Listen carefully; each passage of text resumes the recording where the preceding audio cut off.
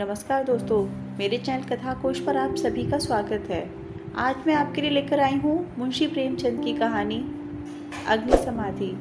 कहानी पसंद आने पर चैनल को लाइक और सब्सक्राइब करना ना भूलें। साथ ही आप हमें इंस्टाग्राम पर भी फॉलो कर सकते हैं। इसके साथ ही दोस्तों, कमेंट सेक्शन में लिखकर ज़रूर बताएं कि आप और कौन सी कहानी पसंद करेंगे। चलिए दोस्तों, कहानी की शुरुआत करते हैं। साधु संतों के सत्संग से बुरे भी अच्छे हो जाते हैं, किंतु प्रयाग का दुर्भाग्य था कि उस पर सत्संग का उल्टा ही असर हुआ। उसे गांजे, चरस और भंग का चस्का पड़ गया, जिसका फल यह हुआ कि एक मेहनती उद्यमशील युवक आलस्य का उपासक बन बैठा। जीवन संग्राम में आनंद कहाँ। किसी वट वृक्ष के नीचे धूनी जल रही है, एक जटाधारी महात्मा विराज रहे हैं, भक्तजन उन्हें घेरे बैठे हुए हैं और तिल तिल पर चरस के दम लगा रहे हैं। बीच बीच में भजन भी हो जाता है। मजूरी धातुर में यह स्वर्ग सुख कहाँ। चिलम भरना पयाग का काम था। भक्तों को परलोक में पुण्य फल की आशा थी। पयाग को तत्काल फल मिलता था। चिलमों पर पहला हक उसी का होता था। महात्माओं के श्रीमुख से भगवत चर्चा सुनते हुए वह आनंद से विह्वल हो उठता था। उस पर आत्मविस्मृति सी छा जाती थी। वह सौरभ, संगीत, प्रकाश से भरे हुए एक दूसरे ही संसार में पहुंच जाता। इसलिए जब उसकी स्त्री रुक्मिणी रात के 10-11 बजे जाने पर उसे बुलाने आती तो पयाग को प्रत्यक्ष क्रूर अनुभव होता। संसार उसे कांटों से भरा हुआ जंगल सा दिखता। विशेषतः जब घर आने पर उसे मालूम होता कि अभी चूल्हा नहीं जला और चने चमेनों की कुछ फिक्र करनी है। वह जाति का भर था। गांव की चौकीदारी उसकी मिराज थी। 2 रुपए और कुछ आने वेतन मिलता था। वर्दी और साफा मुफ्त। काम था सप्ताह में 1 दिन थाने जाना, वहां अफसरों के द्वार पर झाड़ू लगाना, अस्तबल साफ करना, लकड़ी चीरना। पयाग रक्त के घूंट पी पी कर यह काम करता, क्योंकि अवज्ञा शारीरिक और आर्थिक दोनों ही दृष्टि से महंगी पड़ती थी। आंसू यूं पूछते थे कि चौकीदारी में यदि कोई काम था तो इतना ही, और महीने में 4 दिन के लिए 2 रुपए और कुछ आने कम न थे। फिर गाँव में भी अगर बड़े आदमियों पर नहीं तो नीचों पर रौब था। वेतन पेंशन थी, और जब से महात्माओं का संपर्क हुआ वह पयाग के जेब खर्च की मद में आ गई। अतएव जीविका का प्रश्न दिनों दिन चिंतोत्पादक रूप धारण करने लगा। इन सत्संगों के पहले ये दंपति गांव में मजदूरी करता था। रुक्मिणी लकड़ियां तोड़कर बाजार ले जाती। पयाग कभी आरा चलाता, कभी हल जोतता, कभी पुर हाँकता, तो जो काम सामने आ जाए उसमें जुट जाता था। हंसमुख, श्रमशील, विनोदी, निर्द्वंद आदमी था, और ऐसा आदमी कभी भूखों नहीं मरता। उस पर नम्र इतना कि किसी काम के लिए ना नहीं करता। किसी ने कुछ कहा और वह अच्छा भैया कहकर दौड़ा, इसलिए उसके गांव में मान था। इसी की बदौलत निर्धन होने पर भी 2-3 साल उसे अधिक कष्ट न हुआ। दोनों जून की तो बात ही क्या, जब महतो को यह रिद्धि प्राप्त न थी, जिनके द्वार पर बैलों की 3-3 जोड़ियां बनाती थीं, तो पयाग किस गिनती में था। हाँ, 1 जून की दाल रोटी में संदेह न था, परंतु अब यह समस्या दिन पर दिन विषमतर होती जाती थी। उस पर विपत्ति यह थी कि रुक्मिणी भी अब किसी कारण से उसकी पतिपरायण, उतनी सेवाशील, उतनी तत्पर न थी। नहीं उतना प्रगल्भता और वाचालता में आश्चर्यजनक विकास होता जाता था। अतः पयाग को किसी सिद्धि की आवश्यकता न थी जो उसे जीविका की चिंता से मुक्त कर दे, और वह निश्चित होकर भगवत भजन और साधु सेवा में प्रवृत्त हो जाए। एक दिन रुक्मिणी बाजार में लकड़ियां बेचकर लौटी तो पयाग ने कहा, ला कुछ पैसे मुझे दे दे, दम लगा कर आऊं। रुक्मिणी ने मुंह फेर कर कहा, दम लगाने की ऐसी चाट है तो काम क्यों नहीं करते। क्या आजकल कोई बाबा नहीं है, जाकर चिलम भरो। पयाग ने त्योरी चढ़ाकर कहा, भला चाहती है तो पैसे दे दे, नहीं तो इस तरह तंग करेगी तो एक दिन कहीं चला जाऊंगा, तब रोएगी। रुक्मिणी ने अंगूठा दिखाकर बोली, रोई मेरी बला, तुम रहते ही हो तो कौन सोने का कौर खिला देते हो। अब भी छाती फाड़ती हूँ, तब भी छाती फाड़ूंगी, तो अब यही फैसला है। हाँ हाँ, कह तो दिया, मेरे पास पैसे नहीं हैं। गहने बनवाने के लिए भी पैसे हैं, और मैं 4 पैसे मांगता हूँ तो यूँ जवाब देती है। रुक्मिणी तिनक कर बोली, गहने बनवाती हूँ तो तुम्हारी छाती क्यों फटती है। तुमने तो पीतल का छल्ला भी नहीं बनवाया, या इतना भी नहीं देखा जाता। पयाग उस दिन घर न आया। रात के 9 बज गए। तब रुक्मिणी ने किवाड़ बंद कर लिए। समझी गांव में कहीं छिपा बैठा होगा, समझता होगा मुझे मनाने आएगी, मेरी बला जाती है। जब दूसरे दिन भी पयाग न आया तो रुक्मिणी को चिंता हुई। गांव भर छान आई। चिड़िया अब किसी अट्टे पर न मिली। उस दिन उसने रसोई नहीं बनाई। रात को लेटी भी तो बहुत देर तक आंखें न लगी। शंका हो रही थी, पयाग सचमुच तो विरक्त नहीं हो गया। उसने सोचा, प्रातःकाल पत्ता छान डालूंगी, किसी साधु संत के पास होगा, जाकर थाने में रपट कर दूंगी। अभी तड़का ही था कि रुक्मिन थाने में चलने को तैयार हो गई।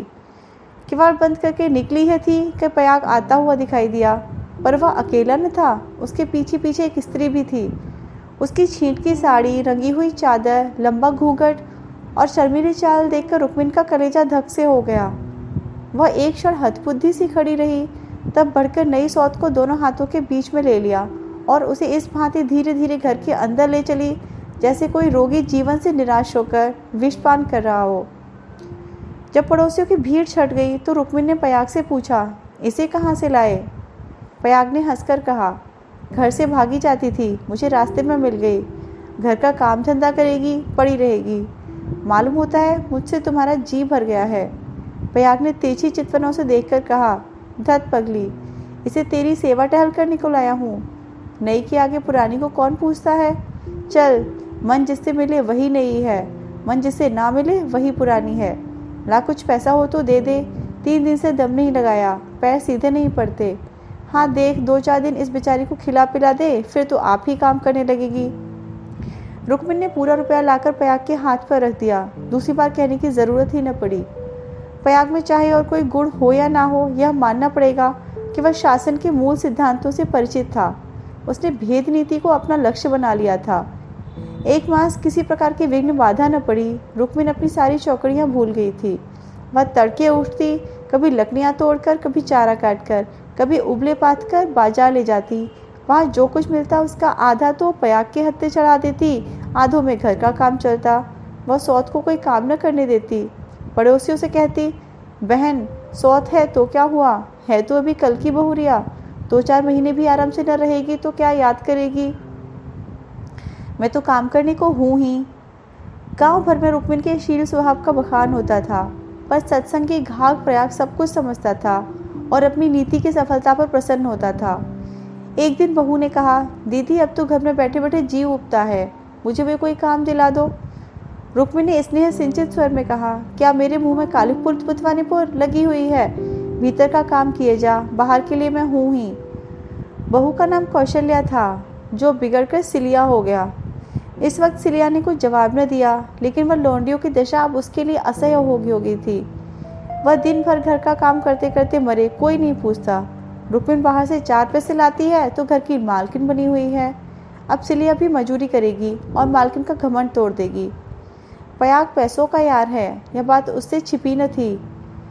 जब रुक्मिन चारा लेकर बाजार चली गई तो उसने अपने घर की टट्टी लगाई और गांव का रंग ढंग देखने के लिए निकल पड़ी। गांव में ब्राह्मण, ठाकुर, कायस्थ, बनिए सभी थे। सिलिया ने शील और संकोच का कुछ ऐसा स्वांग रचा कि सभी स्त्रियां उस पर मुग्ध हो गईं। किसी ने चावल दिया, किसी ने दाल, किसी ने कुछ। नई बहू की आवभगत कौन न करता। पहले ही दौरे में सिलिया को मालूम हो गया कि गांव में पिसनहारी का स्थान खाली है और वह इस कमी को पूरा कर सकती है। वह यहाँ से घर लौटी तो उसके सिर पर गेहूं से भरी हुई टोकरी थी। पयाग ने पहर रात से ही चक्की की आवाज़ सुनी तो रुक्मिन से बोला, आज तो सिलिया अभी से पीसने लगी। रुक्मिन बाजार से आटा लाई थी। अनाज और आटे के भाव में विशेष अंतर न था। उसे आश्चर्य हुआ कि सिलिया इतनी सवेरे क्या पीस रही है। उठकर कोठरी में आई तो देखा कि सिलिया अंधेरे में बैठी कुछ पीस रही है।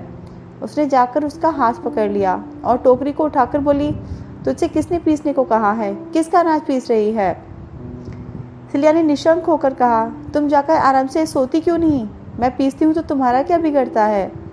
चक्की की घुमर घुमर भी नहीं सही जाती। लाओ टोकरी दे दो। बैठे बैठे कब तक खाओगी? 2 महीने तो हो गए। मैंने तो तुझसे भी कुछ नहीं कहा। तुम कहो चाहे न कहो, अपना धर्म भी तो कुछ है। तू अभी यहाँ के आदमियों को नहीं जानती। आटा तो पिसाते सबको अच्छा लगता है, पैसे देते रोते हैं। किसका गेहूं है? मैं सवेरे उसके सर पर पटकाऊंगी। सिलिया ने रुक्मिन के हाथ से टोकरी छीन ली और बोली, पैसे क्यों न देंगे? कुछ बेगार करती हूँ? तू न मानेगी, तुम्हारी लौंडी बनकर न रहूंगी। यह तकरार सुनकर पयाग भी आ पहुंचा और रुक्मिन से बोला, काम करती है तो करने क्यों नहीं देती? अब क्या जन्म भर बहुरिया ही बनी रहेगी? हो गए 2 महीने, तुम क्या जानो, नाक तो मेरी ही कटेगी। सिलिया बोल उठी, तो क्या कोई बैठे बैठे खिलाता है? चौका बर्तन झाड़ू बहारू रोटी पानी पीसना कूटना यह कौन करता है? पानी खींचते खींचते मेरे हाथों में गड्ढे पड़ गए, मुझसे अब सारा काम ना होगा। पयाग ने कहा, तो तू ही बाजार जाए कर, घर का काम रहने दे, रुक्मिन कर लेगी। रुक्मिन ने आपत्ति की, ऐसी बात मुंह से निकालते लाज नहीं आती? 3 दिन की बहुरिया बाजार में घूमेगी तो संसार क्या कहेगा? सिलिया ने आग्रह करके कहा, संसार क्या कहेगा? क्या कोई ऐब करने जाती हूँ? सिलिया की डिग्री हो गई, आधिपत्य रुक्मिन के हाथ से निकल गया। सिलिया की अमलदारी हो गई, जवान औरत थी, गेहूं पीस कर उठी तो औरों के साथ घास छीलने गई।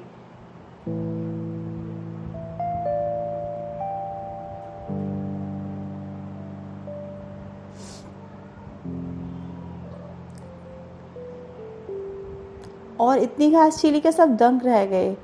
गट्ठा उठाई भी न उठता था। जिन पुरुषों को घास छीलने का बड़ा अभ्यास था उनसे भी उसने बाजी मार ली। यह गट्ठा 12 आने का बिका। सिलिया ने आटा चावल दाल तेल नमक तरकारी मसाला सब कुछ लिया और 4 आने बचा भी लिए। रुक्मिन ने समझ रखा था कि सिलिया बाजार से 2-4 आने पैसे लेकर लौटेगी तो उसे डांटूंगी और दूसरे दिन से फिर बाजार जाने लगूंगी, फिर मेरा राज्य हो जाएगा। पर यह सामान देखी तो आंखें खुल गईं। पयाग खाने बैठा तो मसालेदार तरकारी का बखान करने लगा। महीनों से ऐसी स्वादिष्ट वस्तु मैसर न हुई थी। बहुत प्रसन्न हुआ। भोजन करके वह बाहर जाने लगा तो सिलिया बरोठे में खड़ी मिल गई।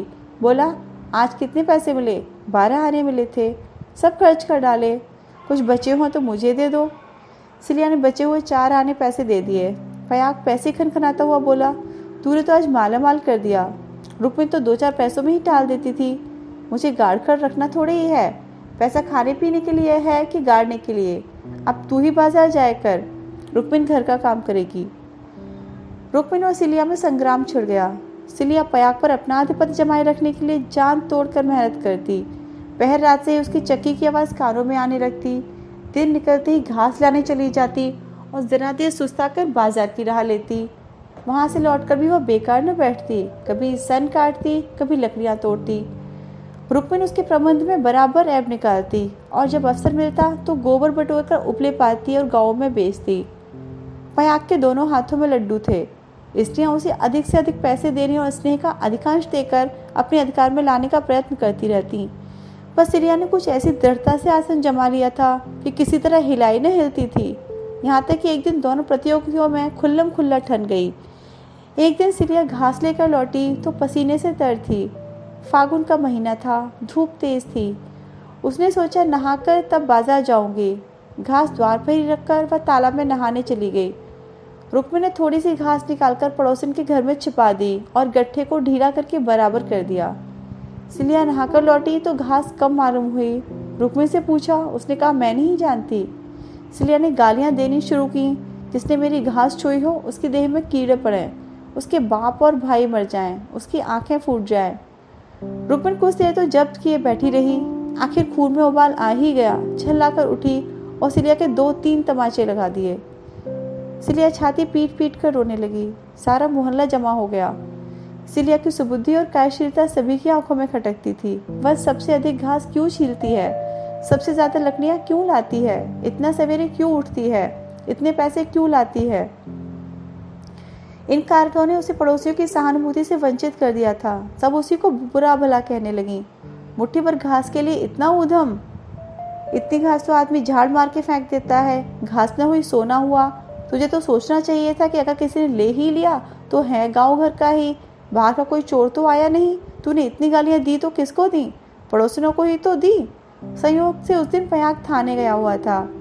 कोई शाम को थका मांदा लौटा तो सिलिया से बोला, ला कुछ पैसे दे दे, दम लगा आऊं, थक कर चूर हो गया हूँ। सिलिया उसे देखते ही हाय हाय करके रोने लगी। पयाग ने घबरा कर पूछा, क्या हुआ, क्यों रोती है?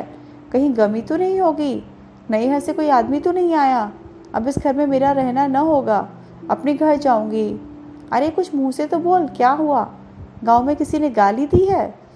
किसने गाली दी है? घर फूंक दूं, उसका चालान करवा दूं? सिलिया ने रो रो कर सारी कथा कह सुनाई। पयाग पर स्थानी में खूब मार पड़ी थी, झल्लाया हुआ था। वह कथा सुनी तो देह में आग लग गई। रुक्मिन पानी भरने गई थी। वह अभी घड़ा भी न रखने पाई कि पयाग उस पर टूट पड़ा और मारते मारते बेदम कर दिया। वह मार का जवाब गालियों से देती थी और पयाग हर एक गाली पर झल्ला झल्ला कर मारता था। यहाँ तक कि रुक्मिन के घुटने फूट गए, चूड़ियाँ टूट गईं। सिलिया बीच बीच में कहती जाती थी, वहाँ रे तेरा दीदा, वहाँ रे तेरी जुबान, ऐसी तो औरत ही नहीं देखी। औरत काहे को डाइन है, जरा भी मुंह में लगाम नहीं। किंतु रुक्मिन उसकी बातों को मानो सुनती ही न थी। उसकी सारी शक्ति पयाग को कोसने में लगी हुई थी। पयाग मारते मारते थक गया, पर रुक्मिन की जबान न थकी। बस यही रट लगाई हुई थी, तू मर जा, तेरी मिट्टी निकले, तुझे भवानी खाए, तुझे मिर्गी आए। पयाग रह रहकर क्रोध से तिलमिला उठता और आकर 2-4 लातें जमा देता, पर रुक्मिन को अब शायद चोट ही न लगती थी। वह जगह से हिलती भी न थी, सिर के बाल खोले जमीन पर बैठी इन्हीं मंत्रों का पाठ कर रही थी। उसके स्वर में क्रोध न था, केवल एक उन्मादमय प्रवाह था। उसकी समस्त आत्मा हिंसा कामना की अग्नि से प्रज्वलित हो रही थी। अंधेरा हुआ, रुक्मिन उठकर एक ओर निकल गई, जैसे आंखों से आंसुओं की धार निकल जाती है। सिलिया भोजन बना रही थी, उसने उसे जाते देखा भी, पर कुछ पूछा नहीं। द्वार पर बैठा पयाग चिलम पी रहा था, उसने भी कुछ न कहा। जब फसल पकने लगती है तो 1.5-2 महीने तक पयाग को हार की देखभाल करनी पड़ती है। उसे किसानों से दोनों फसलों पर हल पीछे कुछ अनाज बंधा हुआ था। माघी में वह हार के बीच में थोड़ी सी जमीन साफ करके एक मड़ैया डाल देता था और रात को खा पी कर आग, चिलम और तम्बाकू चरस लिए इसी मड़ैया में जाकर पड़ा रहता। चैत के अंत तक उसका यही नियम रहता था। आजकल वही दिन थे, फसल पकी हुई तैयार खड़ी थी, 2-4 दिन में कटाई शुरू होने वाली थी। पयाग ने 10 बजे देर रात तक रुक्मिन की राह देखी, फिर यही समझकर शायद किसी पड़ोसन के घर सो रही होगी।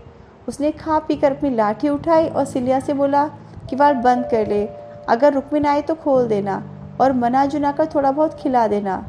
तेरे पीछे आज इतना तूफान हो गया, मुझे न जाने कैसे इतना गुस्सा आ गया। मैंने उसे कभी फूल की छड़ी से भी न छुआ था। कहीं बूढ़ घास न मरी हो तो कल आफत आ जाए। सिलिया बोली, न जाने वो आएगी कि नहीं, मैं अकेली कैसे रहूंगी, मुझे डर लगता है। तो घर में कौन रहेगा? सूना घर पाकर कोई लोटा थाली उठा ले जाए तो? डर किस बात का है, फिर रुक्मिन तो आती ही होगी। सिलिया ने अंदर से टट्टी बंद कर ली। पयाग हाँ की ओर चला। चरस के तरफ में भजन गाता जाता था, ठगनी क्या नैना झुमकावे, कद्दू काट मृदंग बनावे, नींबू काट मजीरा, 5 तरोई मंगल गावे, नाचे बालम खीरा। रूपा पहर के रूप दिखाए, सोना पहर रिझावे, गले डाल तुलसी की माला, 3 लोक भरमावे, ठगनी क्या राज दिखाए। सहसा सिवानी पर पहुंचते ही उसने देखा कि सामने हार में किसी ने आग जलाई। एक क्षण में ज्वाला सी दहक उठी। उसने चिल्लाकर पूछा, कौन है वहाँ? अरे यहाँ आग कौन जलाता है? ऊपर उठती ज्वाला ने अपना आग्नेय जिह्वा से उत्तर दिया। अब पयाग को मालूम हुआ कि उसकी मड़ैया में आग लगी है। उसकी छाती धड़कने लगी। इस मड़ैया में आग लगाना रुई के ढेर में आग लगाना था। हवा चल रही थी। मड़ैया के चारों एक हाथ खटकर पकी हुई फसल की चादर सी बिछी हुई थी। रात में भी उनका सुनहरा रंग झलक रहा था। आग की एक लपट, केवल एक जरा सी चिंगारी सारे हार को भस्म कर देगी। सारा गांव तबाह हो जाएगा। इसी हार से मिले हुए दूसरों गांव के हार भी थे, वे भी जल उठेंगे। ओह, लपटें बढ़ती ही जा रही हैं, अब विलंब करने का समय न था। पयाग ने अपना उपला और चिलम वहीं पटक दिया और कंधे पर लौहबंद लाठी रखकर बेतहाशा मड़ैया की ओर दौड़ा। मेड़ों से जाने में चक्कर था, इसलिए वह खेतों में से होकर भागा जा रहा था। प्रतिक्षण ज्वाला प्रचंडतर होती जाती थी और पयाग के पांव और तेजी से उठ रहे थे। कोई तेज घोड़ा भी इस वक्त उसे पा न सकता था। अपनी तेजी पर उसे स्वयं आश्चर्य हो रहा था। जान पड़ता था पांव भूमि पर पड़ते ही नहीं। उसकी आंखें मड़ैया पर लगी थीं। दाहिने बाएं से और कुछ न सूझता था। इसी एकाग्रता ने उसके पैरों में पर लगा दिए। न दम फूलता था, न पांव थकते थे। 3-4 फर्लांग उसने 2 मिनट में तय कर लिए और मड़ैया के पास जा पहुंचा। मड़ैया के आसपास कोई न था। किसने यह कर्म किया है, यह सोचने समझने का मौका न था। उसे खोजने की तो बात ही और थी। पयाग का संदेह रुक्मिन पर हुआ, पर यह क्रोध का समय न था। ज्वालाएं कुचाली बालाओं की भांति ठट्टा मारती, धाकम धक्का करती, कभी दाहिनी ओर लपकती और कभी बाईं ओर। बस ऐसा मालूम होता था कि लपट अब खेत तक पहुंची, अब पहुंची। मानो ज्वालाएं आग्रह पूर्वक क्यारों की ओर बढ़ती और असफल होकर दूसरी बार फिर दूने वेग से लपकती। आग कैसे बुझे? लाठी से पीट कर बुझाने का भी काम न था। वह तो निरी मूर्खता थी।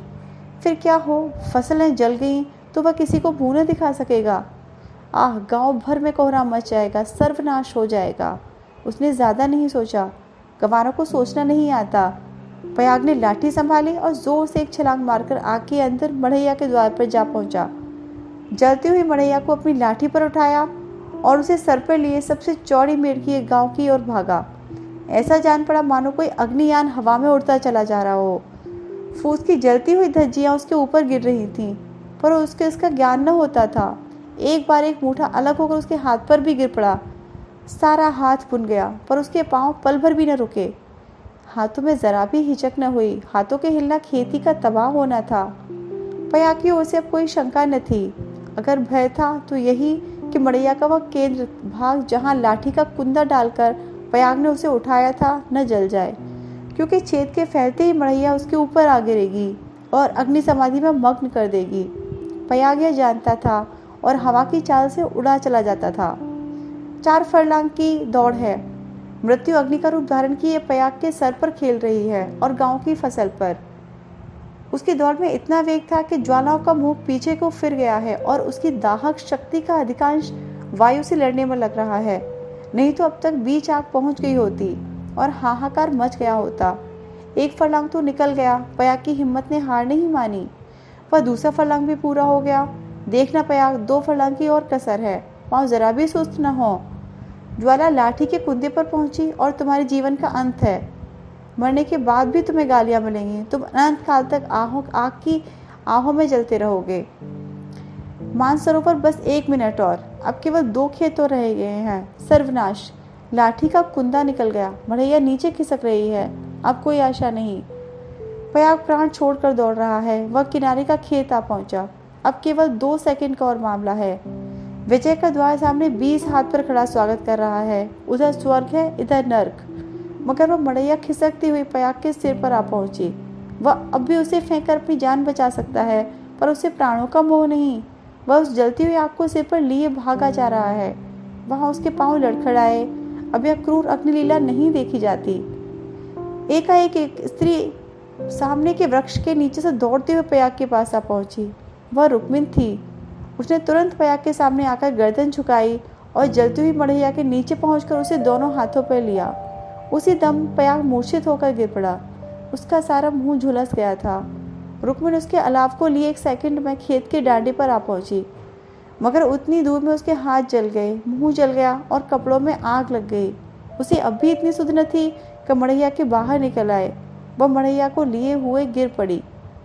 इसके बाद कुछ देर तक मड़ैया हिलती रही। रुक्मिन हाथ पांव फेंकती रही। फिर अग्नि ने उसे निगल लिया। रुक्मिन ने अग्नि समाधि ले ली। कुछ देर बाद पयाग को होश आया। सारी देह जल रही है। उसने देखा वृक्ष के नीचे फूस की लाल आग चमक रही है। उठकर दौड़ा और पैर से आग को हटा दिया। नीचे रुक्मिन की अंजलि। उसने बैठकर दोनों हाथों से मुंह ढांप लिया और रोने लगा। प्रातःकाल गांव के लोग पयाग को उठाकर उसके घर ले गए। 1 सप्ताह तक उसका इलाज होता रहा, पर कुछ बचा नहीं। कुछ तो आग ने जलाया था, जो कुछ कसर थी वह शोकाग्नि ने पूरी कर दी।